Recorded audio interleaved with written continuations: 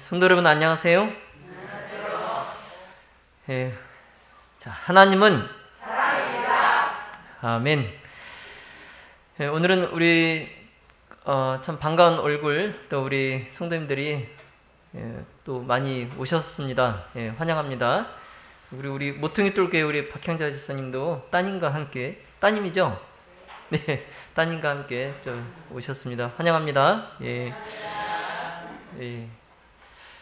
우리 또 김수진 우리 성도님 그리고 또 권윤희 우리 성도님 1층에 또 아이들과 더 계신데요.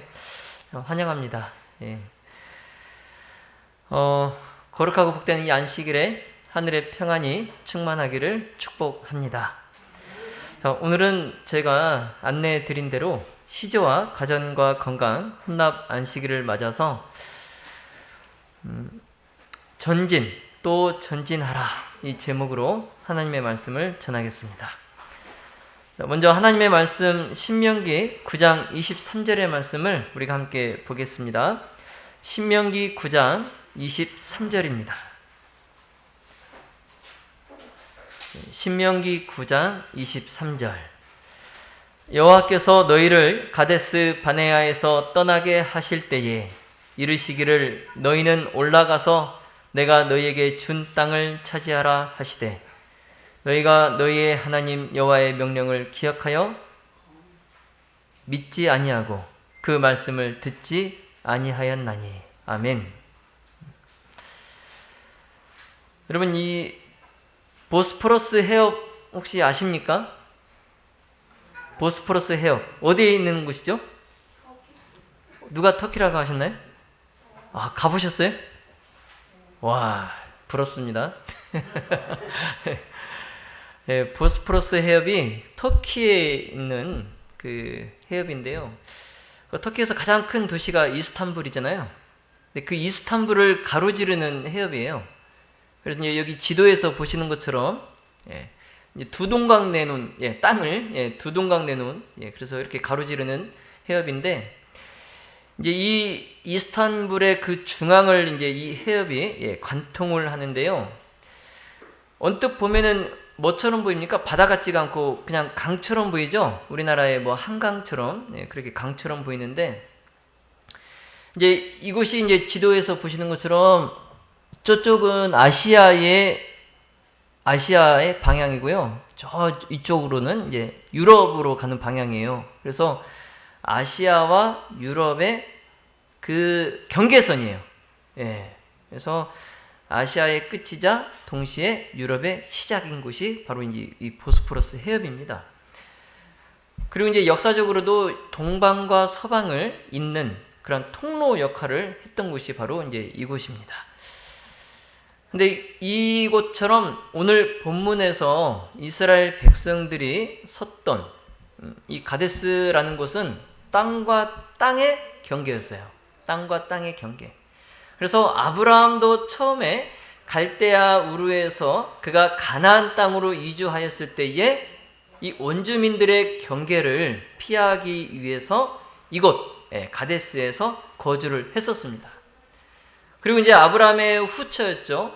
그 하갈이 아들 이스마엘과 함께 아브라함의 장막에서 쫓겨났을 때 정말 집도 절도 없는 신세가 된 정말 오고 갈 곳도 없는 그 하갈을 하나님께서 돌보셨던 곳도 바로 이곳 가데스 근처였습니다.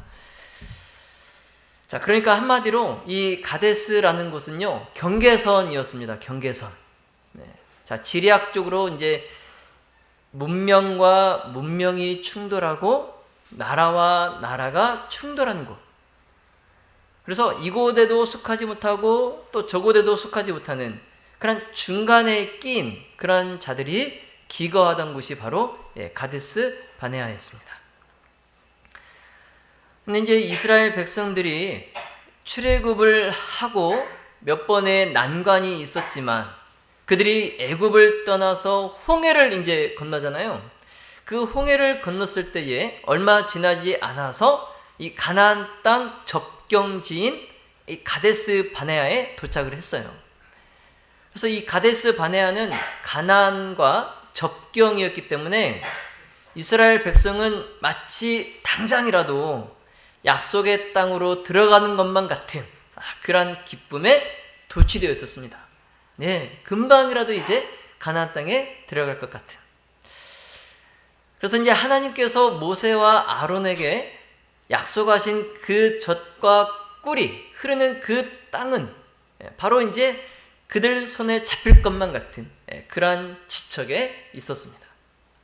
그래서 하나님께서 가나안 땅에 들어가기에 앞서서 모세에게 이 가나안 땅을 정탐하게 하십니다. 그래서 민수기 13장 1절로 3절에 보시면, 자, 여호와께서 모세에게 말씀하여 이르시되 사람을 보내어 내가 이스라엘 자손에게 주는 가나안 땅을 정탐하게 하되 그들의 조상의 가문 각 지파 중에서 지휘관된 자 한 사람씩 보내라. 모세가 여호와의 명령을 따라 바란 광야에서 그들을 보냈으니 그들은 다 이스라엘 자손의 수령된 사람이라. 자, 그리고 또 민수기 13장 26절에 바란 광야 가데스에 이르러 모세와 아론과 이스라엘 자손의 온 회중에게 나와 그들에게 보고하고 그 땅의 과일을 보이고. 자, 이 말씀에서처럼 이스라엘 백성들은 약속의 땅을 탐지하기 위해서 어디에 잠시 머물렀어요? 예, 가데스 바네아, 바란 광야에 그들이 잠시 머물렀습니다. 자, 그런데요, 여러분, 거기에서 이제 고개만 넘어가면 약속의 땅이 있었는데요, 그 경계에서 그들은 더 이상 전진하지 못하고 다시 광야로 돌아 나오게 됩니다. 예? 참. 마치 우리 6.25 동란 때 우리가 그 일사후퇴죠? 어디죠? 압록강인가요? 그 중국 접경 압록강인가요? 두만강? 예. 거기서 그 강만 건너면 이제 우리가 통일되는 거잖아요. 그런데 그 고비를 넘기지 못하고 다시 어떻게 해요? 일사후퇴를 하잖아요. 중공군이 인해 전술로 막 밀고 내려오니까 어쩔 수 없이 이제 또 후퇴를. 그러니까 고지가 코앞인데. 근데 지금 이스라엘 백성들이 그거예요. 지금 이 고개만 넘으면 가나안 땅에 들어가는데 그걸 하지 못하고 다시 광야로 돌아 나오는 겁니다. 여러분, 그 이유가 무엇일까요? 왜 그랬을까요? 자, 우리가 알기로는 뭐 이제 12 정탐꾼을 보내고 나서 그 정탐꾼들의 보고를 받고 난 후에 이스라엘 백성들이 누구를 두려워했어요? 그 땅에 살고 있는 거민들을 두려워하고, 그리고 하나님의 약속을 그들이 저버렸기 때문에 그곳에 들어가지 못한 것으로 우리가 알고 있어요. 그렇죠? 자, 그런데 여러분, 놀라운 반전이 있습니다. 사실 가나안 사람들은 자신들의 그 땅에 점점점 다가오는 그 이스라엘 백성들에게 이미 뭘 갖고 있었어요? 두려움, 공포심을 갖고 있었던 상태였어요. 그래서 이 여호수아 2장 9절에 보면 말하다 여호와께서 이 땅을 너에게 주신 줄을 내가 아노라. 이 땅은 이제 가나안이죠. 그러니까 여호와께서 이 가나안 땅을 이스라엘 백성들에게 주신 줄을 안다는 거예요. 그래서 우리가 너희를 심히 뭐하고? 두려워하고 이 땅 주민들이 다 너희 앞에서 뭐가 녹아요? 간담이 녹는 거예요. 그러니까 지금 이스라엘 백성들이 가나안 거민들을 보고 우리는 메뚜기 같다고, 그렇게 싸우지도 못하고 그냥 그렇게 그냥 겁에 질려서 그렇게 있을 것이 아니에요. 사실은 오히려 지금 누가 누굴 두려워하고 있어요?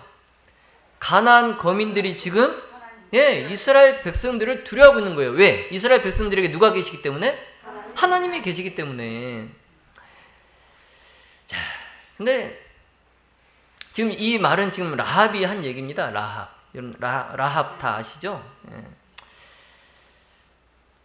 근데 만일 이스라엘 백성들이 이 라합의 말처럼 그 가데스에서 믿음으로 전진해 나갔다면, 전진했다면 그들은 광야에서 불필요하게 38년을 방황할 필요가 없었어요. 네. 참 안타깝습니다. 근데 여기서 우리가 알아야 될 것은 하나님은 우리에게 앞일을 약속하실 때에 그것을 미리 바꿔 놓지 않으신다는 거예요. 예. 이걸 알으셔야 됩니다. 예. 그래야 실망하지 않고 포기하지 않아요. 예. 이걸 모르기 때문에 내가 기도했는데도 하나님께서 내 앞에 이걸 치워주시지 않는구나 하고 낙담하고 포기하고 절망하게 되는 거예요. 그런데 하나님께서 나에게 무엇인가를 약속하실 때에 미리 그것을 바꿔놓지 않으신다는 거예요. 자, 그런데 하나님은 우리가 믿음으로 전진하기만 한다면 기다렸다는 듯이 내 앞에 있는 장애물을, 장벽을, 난관을 또 염려를 바꿔놓으시는 분이십니다. 네, 여러분 이것을 믿으십니까? 네, 아멘. 우리가 뭐 하기만 한다면요? 예, 믿음으로 전진하기만 한다면, 예, 믿음으로 전진하기만 한다면 그것을 다 바꿔놓으시는 분이에요. 예. 자, 예를 들면요, 이 병아리 있습니다. 병아리. 여러분 병아리가 이 계란이라고 해야 됩니까? 달걀이라고 해야 됩니까? 닭알이라고 해야 됩니까? 먹을 때는 계란이라고 하고 병아리가 태어날 때 뭐라고 해야 되지? 예, 이 알에서 하여튼 알에서 병아리가 딱 그걸 껍질을 깨고 나오는 거 보신 적 있으세요? 참 생명의 탄생이 신비롭죠. 근데 이 병아리에게 그 껍질을 깨고 나오는 일이 굉장히 스트레스라고 그래요. 스트레스. 예. 근데 이것을 뚫고 나갈 때의 병아리에게는 새로운 세상이 열리는 겁니다. 그렇죠? 예.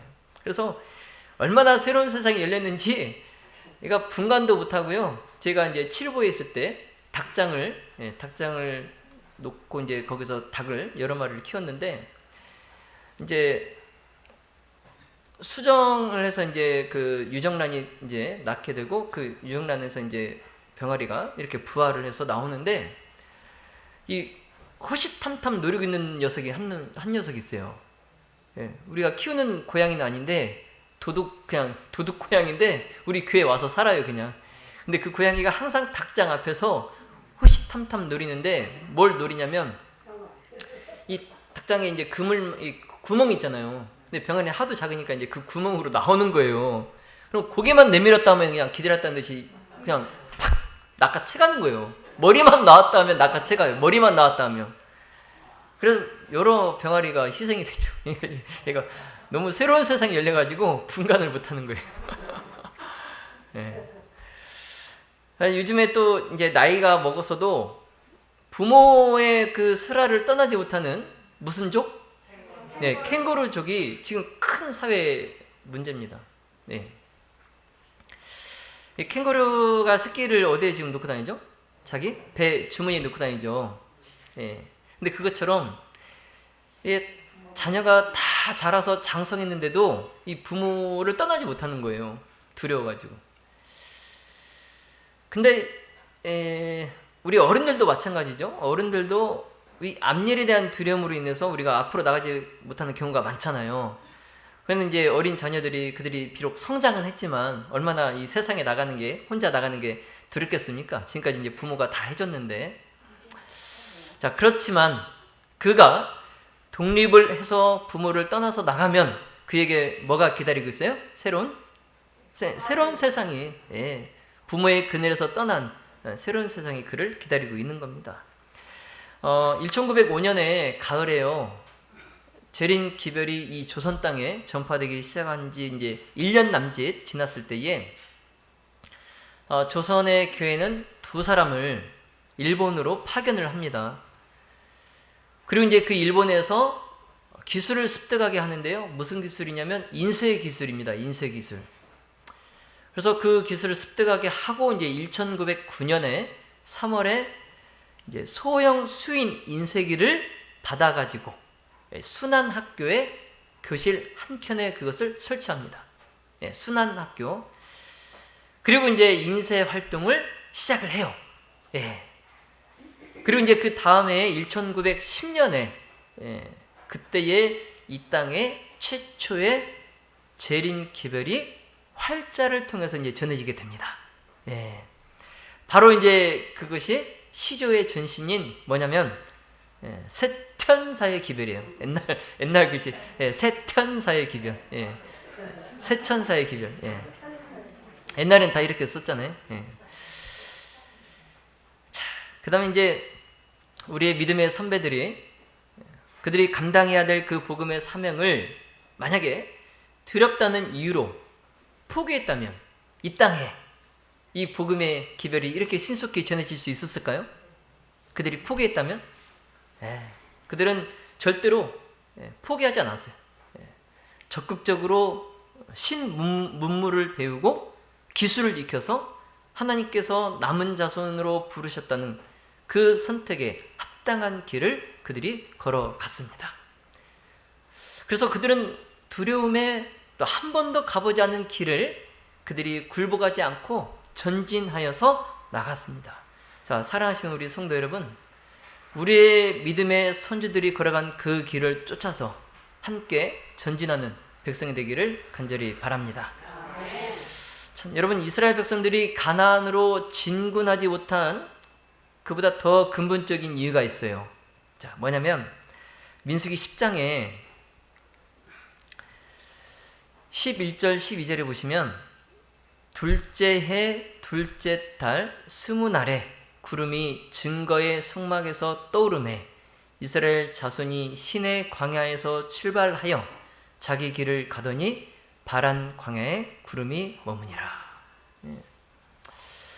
제2년 2월 20일. 제2년 2월 20일. 이게 무슨 날이냐면은 이스라엘 진영이 바란 광야에서 멈췄던 때가 이 출애굽을 기점으로 했을 때의 둘째 해가 막 시작된 시점이에요. 둘째 해. 그러니까 출애굽을 하고 나서 두 번째 해가 막 시작되는 시점입니다. 그러니까 이 백성들이 가데스에 도착한 그 시점은 그들이 애굽을 떠난 지 고작 1년이 지났을 무렵이에요. 애굽을 떠난 지 1년이 지났을 무렵. 자, 그렇다면 그 해에 그곳 바란 광야 가데스에서는 무슨 일이 있었는가 하는 것이죠. 그 해에 그 바란 광야 가데스에서 무슨 일이 있었는가. 거기서 백성들이 제일 먼저 한 일은 원망이었습니다. 원망.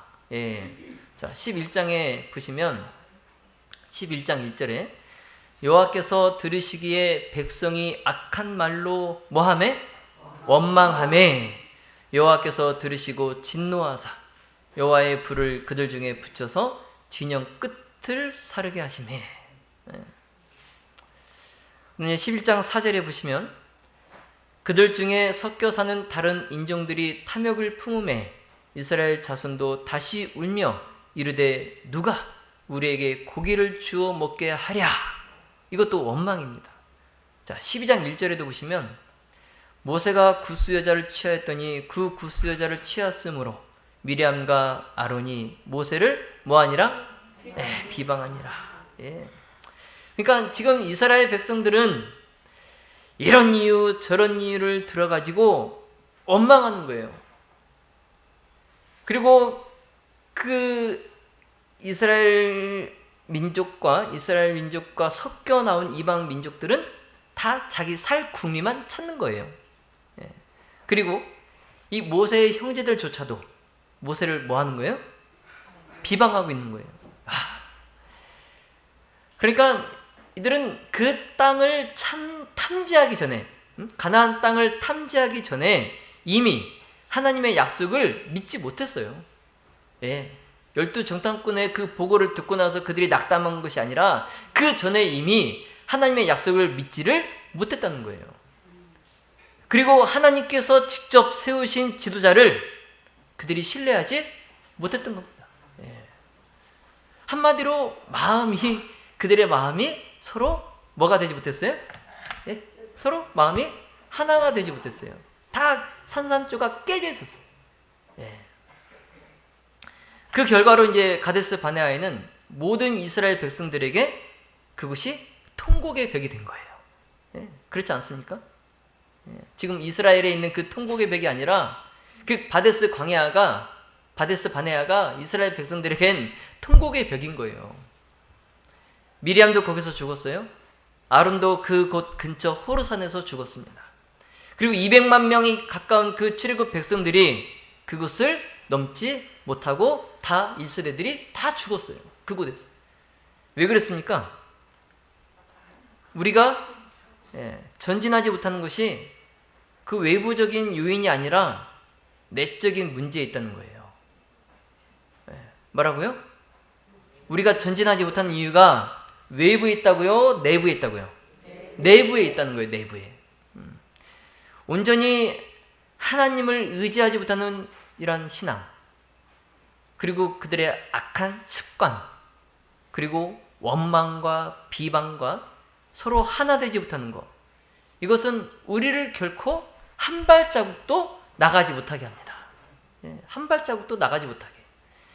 자, 때로 우리는 나의 가데스에서 내가 한 발자국도 뛰지 못하고 어물쩡거릴 때가 있습니다. 내 삶에 이르러 오는 그 변화를 기꺼이 수용하지 못할 때가 있어요. 그래서 이것은 외부적인 문제가 아니라 내 자신의 문제예요. 그래서 어떤 사람들은 이제 해가 바뀌었는데도 한치도 잘하지 못하고 그대로일 때가 있습니다. 그리고 어떤 사람들은 과거의 그 상처에서 꼼짝하지 못하고 머물러 있는 사람이 있어요. 그리고 어떤 사람은 꿈이 있다고 말은 하지만 그 꿈에 다가가는 합당한 대가를 치를 생각은 없이 현실에 그냥 안주하고 있는 사람이 있어요.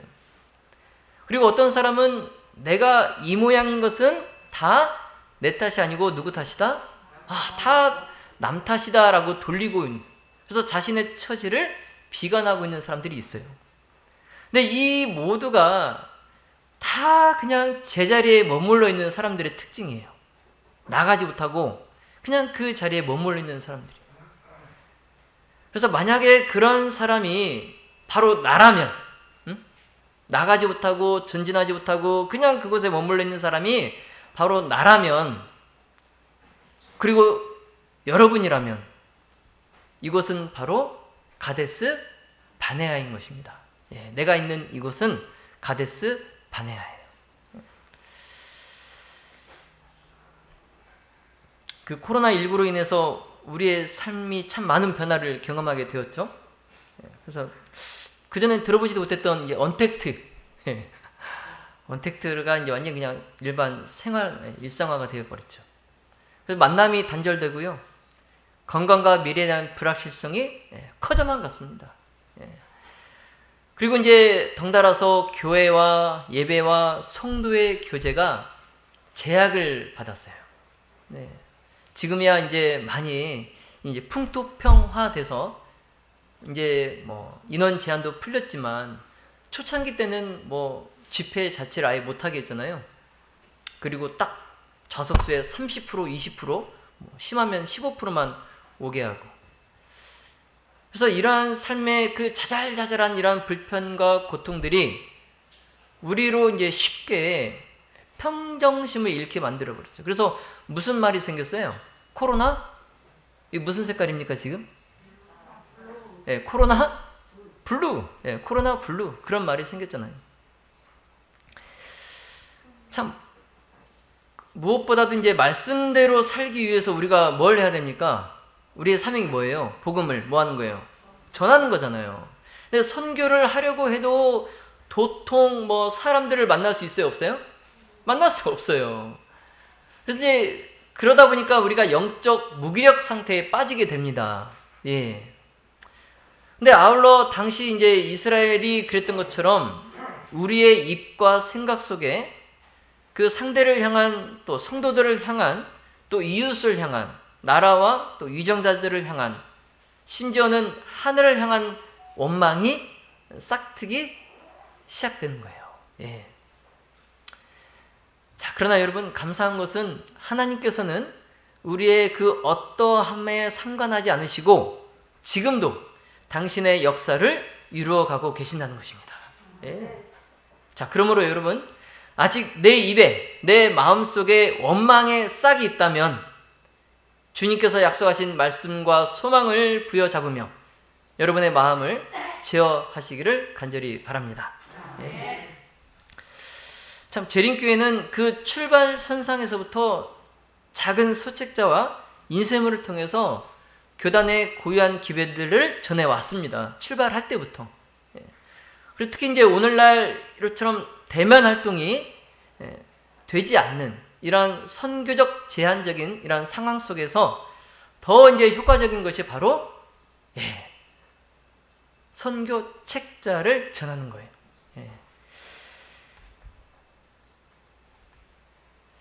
그래서 이제 그게 이제 바로 시조입니다. 시조. 오늘날 세상이 참 빨리 바뀌고 있어요. 요즘 누가 책을 봅니까? 그러거든요. 다 이제 요즘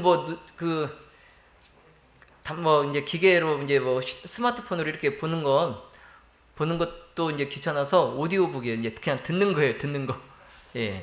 읽어주는 거 그냥 듣는 건 시대입니다. 이제는. 그래서 요즘 책이 안 팔리는 누가 책을 보냐고 그래요. 자, 그렇지만 우리 선지자께서 분명히 말씀하셨죠? 가을 낙엽처럼 뿌려져야 된다. 가을 낙엽처럼 뿌려져야 된다. 이건 시대가 변해도 세월이 변해도 변함이 없어요. 세상이 그럴수록 우리는 뒤를 돌아보지 말고 앞을 향해서 나아가야 합니다. 여러분 하나님께서 우리에게 주신 사명을 생각하시기 바랍니다. 1914년에 이제 우리 화이트 여사가 임종하기 전에 마지막 겨울에 이제 한 이상을 그가 보았는데요. 1914년 12월 초에 그는 밤에 들린 음성에 대해 증거하였다. 그 음성은 전진, 전진, 전진하라. 성문에 이를 때까지 전진하라.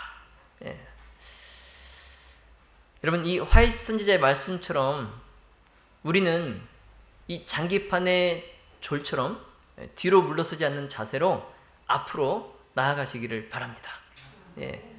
그 장기판의 졸이 뒤로 갈 수 있어 없어요? 뒤로 갈 수 있어 없어요? 앞에서 지금 상대방 차든 포든 졸이든 나를 죽이려고 이렇게 앞으로 와도 내가 그 뒤로 갈 수 있어 없어요? 졸이. 여러분 장기 둘 줄 모르세요? 오목만 둘 줄 아십니까?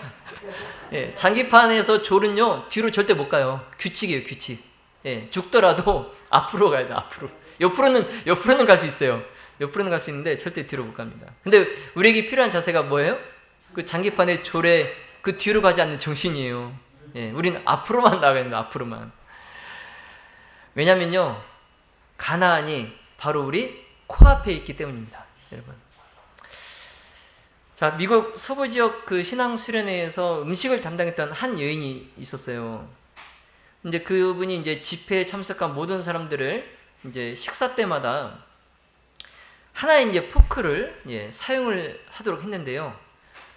식사가 끝나고 이제 사람들이 쓴 그 음식 접시가 이제 다 모아지면 그녀가 이제 후식을 준비하기 전에 언제나 그 사람들에게 이렇게 말하는 거예요.